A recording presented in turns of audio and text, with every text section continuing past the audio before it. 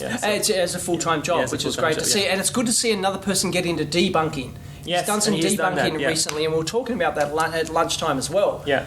Debunking, and you think how important you think debunking, because you did a video on the importance of science. Yes, I did on the scientific method. Yeah, I did a little bit on free energy and kind of the scientific method. That's right. Yeah. But you haven't debunked anything yet. No, have you got I plans haven't. to do that? No, I mean, if something comes, I definitely do. The thing is, I just haven't had a chance, and also you do it so much better. So I haven't done anything like that. But I mean, if something comes, I'm sure you could. I would play around with it. But it's really important, especially nowadays, with where the line between what I feel is true and what actually is true is blurred, right? And you don't want that at all, especially in a scientific environment. So to tell people, look, this is not just that this is fake, but this is how I know it's fake. Right? That thought process is what you want people to learn from. And after all, that's what science is. Or scientific method is just that. So this, I think, is really valuable. And I know that those are actually really popular videos, which is good. They are quite, people everyone like the debunkings. Sometimes they say it's too much, which I understand, like especially if it's doing the one thing over and over, hammering it to death.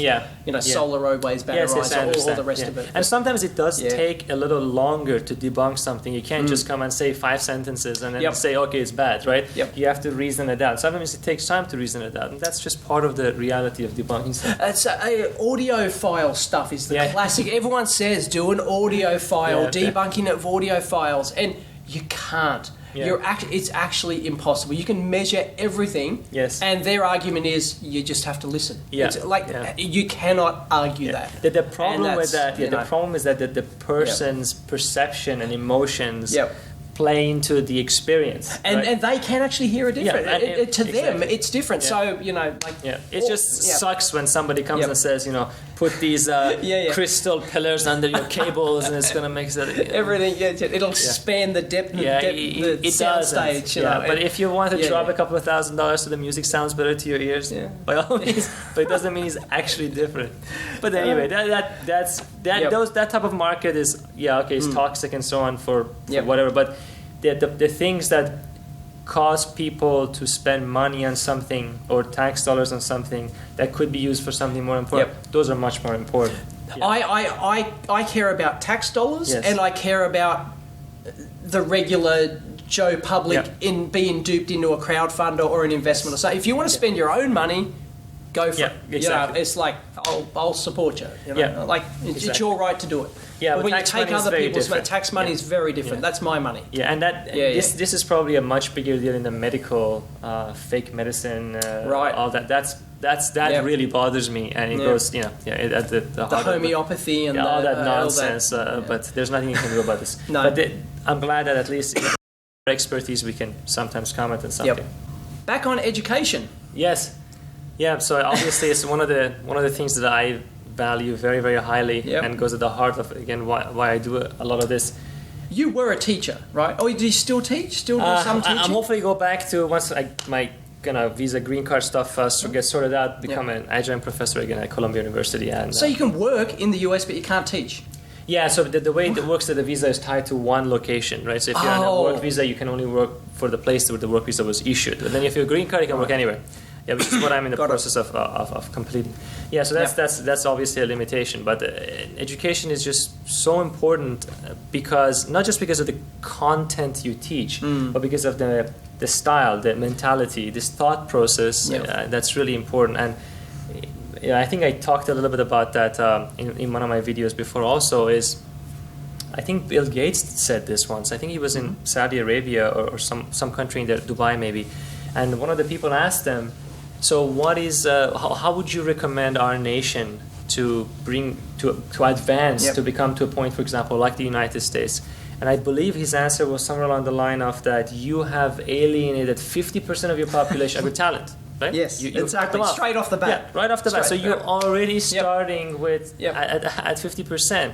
So as long as that continues, so you can't do it. You can't do it. No, you're screwed. Yeah. So my goal has always been to be able to give back in a way that education should be free, should be for everybody, right? Knowledge should be available to everybody, because that itself benefits everybody. And I think I also said that in one of my posts as well, is that I think the most wonderful thing you can do for another human being, aside from loving them, is teaching them. Is teaching right? them. I would agree. Yeah, so that I think is so important, and it will allow us to not fall into the trap of being lied to and being swayed and being polluted with false information, which then affects all of us and our children, our children's children. This is really a vicious cycle. A lack of education is a really bad cycle. Yeah. You would think it would be better today with the with the spread of information technology. Everyone, information, Google at your fingertips, right? Yes. If you smell bullshit, you can just Google something. Yeah. But it seems to be. Yeah, it's one of those things. I'm not going to say it's getting worse, but it almost appears. It's just like any technology. Right, so it brings up the whole fake news thing. Yeah, right? I mean, just like any technology, right? Yeah. At some point it can become a double-edged sword in a way. So yes, you have unlimited access to information, but now you as an individual hold a higher responsibility of filtering the bad information, which comes back to how important it is to be able to detect the false information. And so just because you have an abundance, everything on your fingertip doesn't necessarily mean you're getting the right material.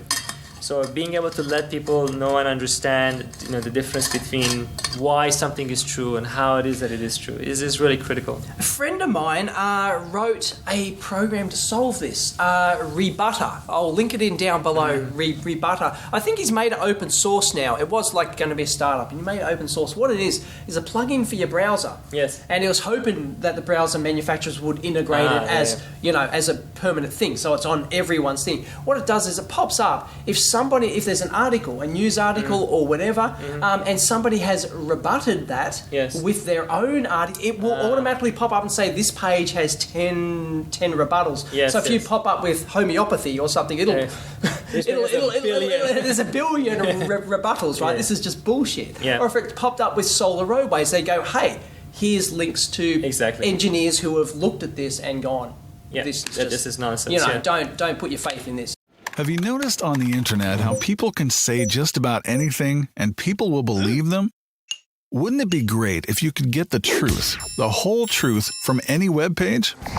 Rebutter is going to change the way we use the internet. How? Simply download Rebutter. Then, let's say you read an article and you're like, hang on a minute, blueberries are evil? Really? No need to wonder, because you can see Rebutter has an alert telling you that someone out there has made a counter-argument, a rebuttal to that point. So now you can read both sides and judge for yourself which story to believe. Or hey, if there is no rebuttal, you can add your own one, just to show those poor misguided fools out there how wrong they are. The internet now has accountability. Who'd have thunk it?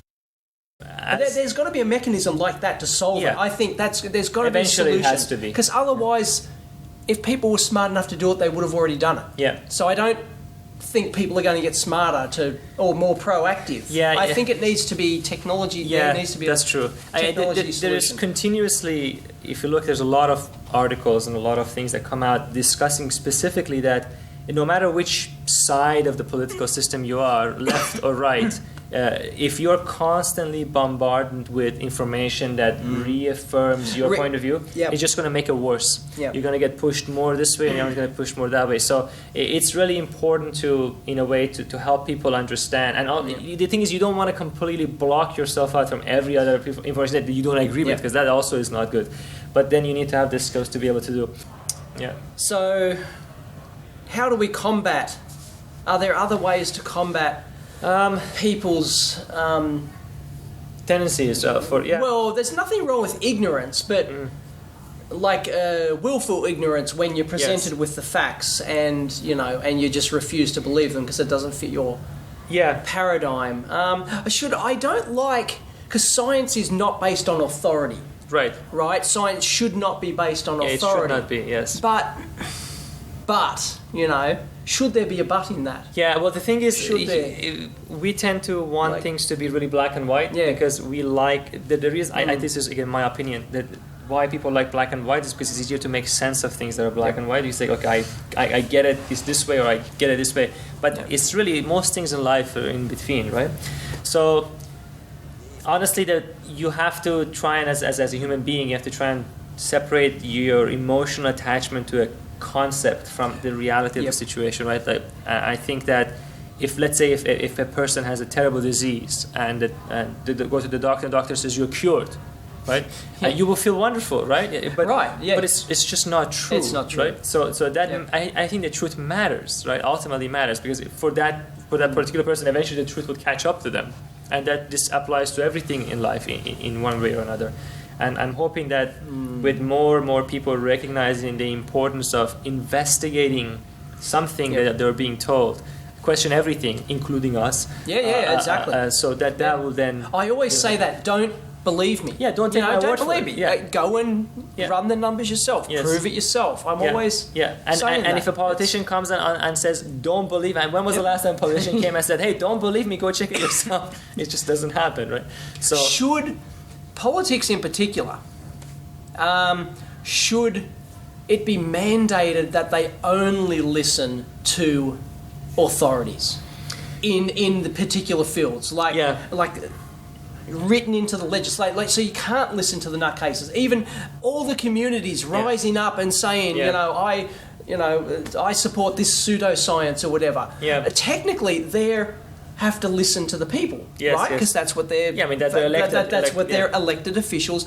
But obviously, some things are demonstrably untrue. That science has got to step in and override that and go, no, you can't. Yeah, people on a lot of level they react to their feelings a lot more than they do, and I have spoken with people that have said that we're just not as safe anymore. And I was saying, you are the safest you've ever been in the history of the country that you live in. It's like, but it doesn't feel safe, right? Exactly. It's not the same. It's emotional. How do you flip that? And you can't fault the person for feeling a certain way, of course, but you can fault them for not being able to say, okay, I feel this way, but the facts don't support my feeling, and therefore my actions should be based on the facts and not on my feelings. Right. That difference is what I think makes it such a big difference in the political world. And politicians, they want to be elected, they want to be in charge, they want to be in power, and it's funny because it doesn't matter. I mean, we don't even have to talk about who is in charge politically, right? All we need to care about is what do you ultimately want, right? You ultimately want certain things from your government. You want the government to protect you. You want the government to provide you with free healthcare, with free education. You want your government to not, or at least quality. I'm happy to pay for as a taxpayer. I'm happy to pay for stuff. Right, and you also don't want the government or institutions that work with the government to have a vested interest when things go wrong. Right. So nobody should get rich if more people go to prison. Right? Because that's an inherent conflict there, right? This is why, for example, I shouldn't be allowed to go and take out life insurance under Dave's name. Because now I have a vested interest for Dave to die. Right? So you don't want that, right? And this is the same thing in the political system. You don't want people to get rich when people get sick. You don't want people to get rich when people go to prison.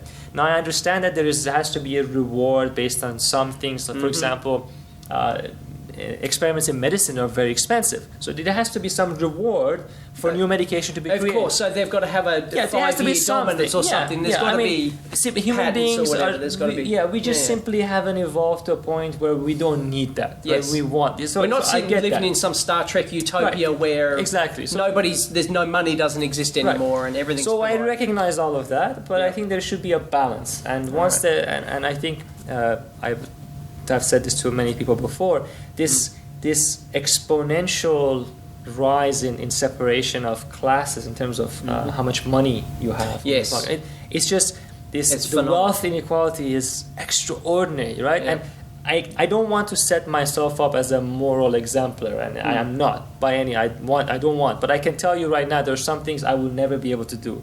Like I would never be able to wear $100,000 watch. Right? I just can't. It's just I would never be able to justify that on a human level, where I would wear a watch that's $100,000, which is completely unnecessary. Where I know there are people who, or I could never live in a $50 million house or drive a $1 million car. Even if I had the money, I just can't do that. Same. And I just, it doesn't take much to reason out why that would be unjustified, right? And I hope that, and this the education is I think one of the biggest things to combat things like this. It allows you to create education. Also teaches you empathy in a lot of ways, right? I think these are some of the important things that I'm that's the hoping hope. to pass. That's the hope. That's the dream, to be able to pass that on. Why don't politicians listen to scientists? You would think that's a slam dunk. You would think the scientists say that, like. You would think, like, why would you even question? Like, I can, question everything, right? Like that's just like you should, right? But I think an individual. I wonder. I always also wonder how often our politicians actually believe the things they say they believe. Oh, they don't. They're saying it for some agenda. They're by definition. They're saying it for some other agenda. Right. For me, I think instead of holding the politicians responsible, I would rather hold the voters responsible. Yes. I feel like it's the voters. When you want to put someone in charge to control your life, I mean, this is also something that I just don't understand. If pick any random person and say that tomorrow you're gonna have to get brain surgery, right?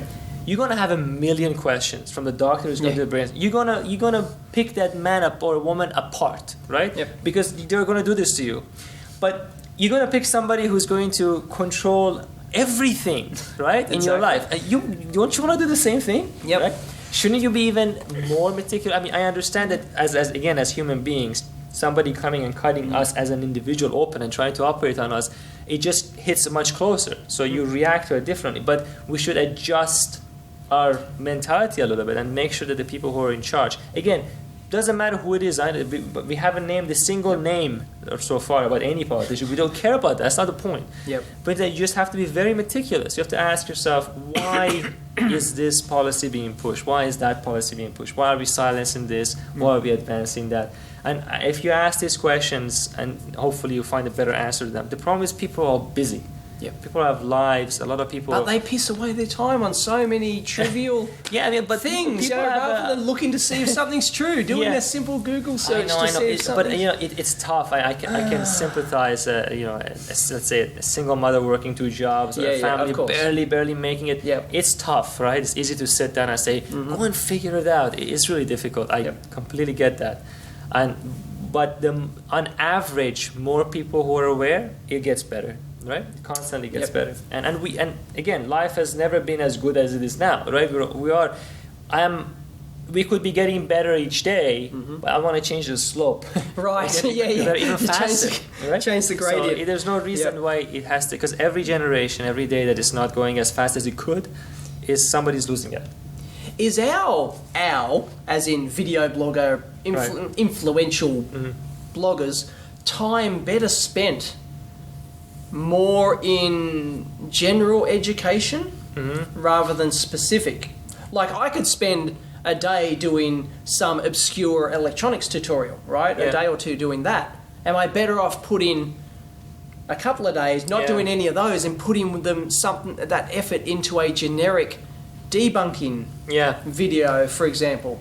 Although, how many of them can you do? That's a difficult question. But a lot of people ask, why do I do a debunking video when somebody else has already debunked it? Yeah. It's because, well, I have an audience they may not, and vice versa. Exactly. But also, I may say something in a different way that appeals to someone in a different way. It's like education, right? There is no one magic textbook. No, exactly. That you get that explains it, that is going to be a good explanation for you. That's why people ask all the time, which textbook should I get? All of them. Read them all and figure out whichever ones you won't understand at all. They're presenting the same information. Yeah. But in a different way. Yeah. So, and the then style just is snap really important. inside you. Style's important, the way, just little subtle things people might say. And I think there's value in everyone should debunk. Like, it shouldn't just be one person's done it, it's done. Yeah. For sure. I'm sure a lot of your viewers will also agree. I mean, when you go and watch one of Dave's videos, you're watching Dave do that, not watch someone else. You're watching my opinion of my technique, your style, your everything's tone, different. your language, your choice of words, all those things matter. And I think this is definitely, there's always value to it, but you also want to do something you enjoy doing. Oh yeah. So No, well, I don't do anything I don't enjoy doing. Right. I mean, we're not martyrs. No. So we also have to make sure that we like what we do. Otherwise, it's just difficult to do. Especially, I mean, now luckily for everybody on YouTube, for the big community, this is your full-time job. So you can give it devotion and attention and so on. For me, it's a little bit different. That's why I also have, again, far less content. Simply because I just don't have the time. But in my small way, I hope to excite and have the interest, get people interested in the kind of things that I'm talking about. And I have to say, sometimes I go through the comment sections and videos, and you know how bad the comment section on YouTube is, right? I mean, it's one of the most toxic places you could be on. And it's just the comments are so wonderful. You just go and look at all these people saying all these nice things. It's extraordinary, right? People scattered all around the world who've never met me, who would most likely never be able to meet me, saying something that, oh, you inspired me, you did this for me. That's why I do it. That's the reason I do it. That's why I put up with all the hate and everything else. Yeah. It really you're kind of lucky in that your content's more narrow niche focused, and that you won't appeal to the general population, so you don't get the bell curve outliers. I also don't say as many controversial things. So things that you tend to speak out, which is great, by the way, which is great. What comments did you get on your science video? Because that's really the only one you've done outside of your regular content. Were they different? Yeah, well, it's the one that has the largest thumb downs. Oh, really? Of all my videos. Really? Yeah. What percentage? I mean, it's very small still. Like maybe, right. Okay. It's like maybe a 5%. Okay, right. But normally, I've been lucky. Yeah. I maybe thumbs down ratio is only like maybe less than 1%. Right? Well, that wasn't because they don't agree with you. It's because that's not the content they wanted to see. Yeah, I mean, they subscribe for a different reason. A combination. I'm sure they would have. But some people also wrote that you're close-minded, you don't know this, and you don't know science. No. And it has nothing to do with being close-minded. and I brought this up before. It's like, how do you know this? And how do you know it's not wrong? How do you know? And science has been wrong in the past and so on. But science is a constantly correcting mechanism. It is. If it didn't get anything wrong, it wouldn't be science. It wouldn't be science. But it has to make mistakes. It has to. But the thing is that some things, once they get established, the probability of them being wrong goes down exponentially, right? So what are the chances, I think I mentioned this, what are the chances we wake up tomorrow and could they come and say, by the way, guys, water is not H2O. You were wrong, right? It's not. It's just so small. It's ridiculous. Yeah, because then you have 100 years of experimentation that has to now agree with something new that's not that. And the chances of that is just... Theory of evolution, for example. Evolution is one of them. All these things, right? So science only changes at its outer lip of understanding. Only that little fuzzy part of the science continues to change. It doesn't go back and fundamentally just tear everything apart, right? Anthropogenic global warming, right? For a human-induced they actually put a number on that. If you go to read the IPCC report, it's like it says most likely due to most likely actually has a number behind it. It's like 95%. It's like there's 5% chance it could be something else, but as the more data comes in, we're pretty certain, So why don't people run with that? But it also has incredible. It's also interesting to see even that. It doesn't matter whether you agree with it or you don't agree with it. You just have to still be aware of the science, right? So I remember a long time ago we were at a cabin, and we had some wood that was cut from some trees that had fallen in the backyard, and we were burning the wood. And there was a very hardcore environmentalist. And it's like, no, we shouldn't burn this wood because we are going to release carbon. But I was saying, but this wood is already going to do that on its own. The difference between burning fossil fuel and a tree that just fell is that fossil fuel is carbon from millions of years ago. And it would not, and it would stay that way. It was there. It was underground, right? Exactly. You're taking, it's like a time machine, right? You're taking carbon from millions of years ago, putting it back in the air. It's not the same as burning wood from a tree that just would have fell. Organically released it anyway. Just done it anyway. So even a person who agrees with it may not quite understand the difference, right? So it's really interesting and important to educate yourself. Is exactly what is it, so that you can defend it, right? So that if somebody comes along and says, let's say for some reason I was an anti-environment, so I could have said, but you're saying is wrong, right? And it was wrong, but it doesn't mean the rest of it is wrong. So everything has always subtleties in there. So Chris and I have talked about this on the Amp Hour, I'm sure, about ways to, anti-pseudoscience and how to defeat it and how to defeat idiots who try and defend it, And it's like, I'm with you, yes, try and educate them, but some people just refuse to be educated, right? Yeah. So I think a lot of people don't agree with this, but I think ridicule is once it's like if something's demonstrable, like if you're a flat earther or man didn't land on the moon, you just have to, you should not try. You just have to laugh at them. You have to. Yeah, I think ridicule them. I mean, Christopher said it's not even wrong because ridicule is that people don't like being embarrassed. So ridicule can actually be a powerful force. A lot of people criticize me for ridiculing. Mm-hmm. Idiots who believe in something, but I think that's a powerful force, ridicule. Yeah. So, but that's probably a controversial approach. I mean, it honestly depends on the person a lot of times. Totally. And I think something once happened that I learned a lot from, and I was talking with somebody and we were discussing evolution. Yep. And the person said, "Oh, evolution is just a theory," right? So I said, I tried to explain, the difference between theory in ordinary language and theory in a scientific context. As you do. That's how I always. I don't laugh at them. I do try and educate them to show the difference. But I was having a bad. I said, okay, forget all that. I asked him a very basic question. I said, evolution. You're saying it didn't happen, right? It's false. Granted, but there's something that you and I can agree. We can agree that first of all, this theory has been around for 200 years, right? And that there is many research on it, there's many books written on it, there's tons of information on it, and you don't think it's true. Fair enough. Can you tell me what it is? Yeah. Right? So what it is that you're denying. Yep. Right? So this is something that many men and women have spent their lives studying, right? So if you're going to say it doesn't exist, you have to at least be able to tell me what it is. Exactly. Right? And so they started explaining, and of course the explanation wasn't what actually evolution is. Yeah. So I said, right there, right? That's the problem, right? I'm fine. You can tell me it's false. This is what it says. This is why I think it's false. Yeah. That's fine. It's already many steps ahead. And I think that caught that person a little off guard, and they kind of clicked a little bit in their head that and then he was saying that I'm going to go find out, come and tell you what that's already I'm not going to say a rare person, but that's it doesn't always happen. But I thought that was very effective. Right. Instead of trying to tell them what it is, ask them. You tell me what it is that you're saying it's not true. And I think I encourage people to go look at.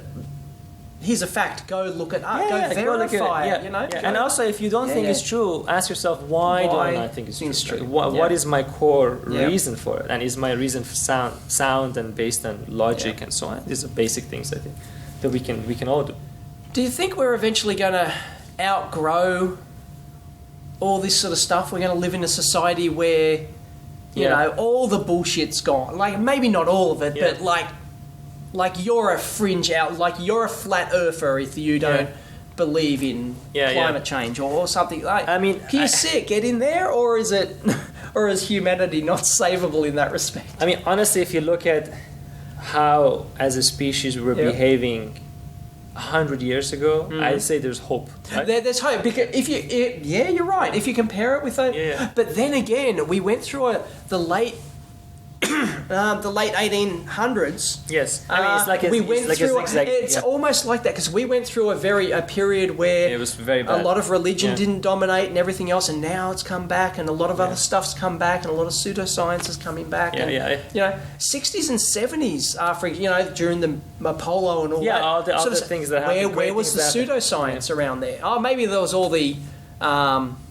astrology stuff, but it's always there. But it wasn't like it is now. It's almost trendy to be anti. The thing is, some things cannot be uninvented, right? So the price of ignorance is not the same at every stage of humanity, right? So the price of ignorance when you have a nuclear bomb button under your hand is not the same as the price of ignorance when you're going around horses, right?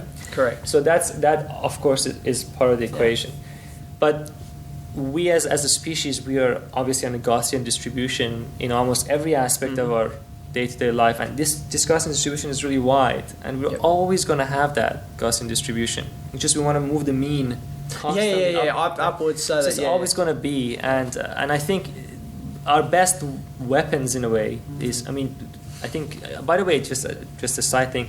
If you haven't listened to Sam Harris's Waking Up podcast, Sam, yeah, it's great. Yeah.